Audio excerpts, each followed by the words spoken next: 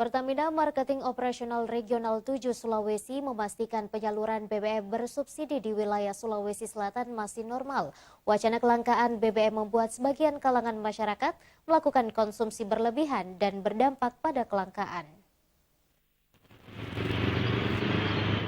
Merebaknya kabar rencana pemerintah menaikkan harga bahan bakar minyak secara nasional secara langsung direspon kalangan masyarakat. Banyak dari masyarakat melakukan pembelian berlebih di tengah isu tersebut. Bukan hanya itu, kabar kenaikan BBM turut berdampak di sejumlah stasiun pengisian bahan bakar umum SPBU di Kota Makassar. Tak jarang banyak kendaraan kecil hingga kendaraan bertonnase besar mengantri panjang untuk mendapatkan stok BBM. Meski demikian, Pertamina Marketing Operasional Regional 7 Sulawesi menyebut antrian kendaraan di sejumlah SPBU masih relatif normal lancar.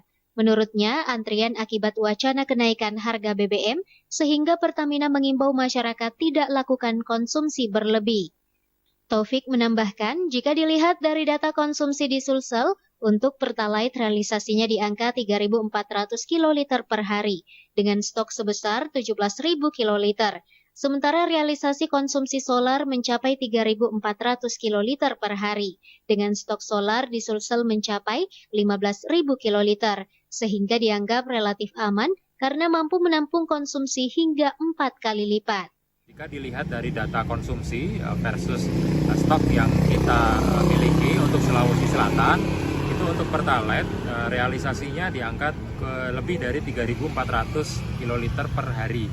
Sedangkan stok di Sulawesi Selatan untuk Pertalite itu di angka 17.000. Jadi relatif sangat aman, bisa menampung konsumsi hingga 4 kali lipat.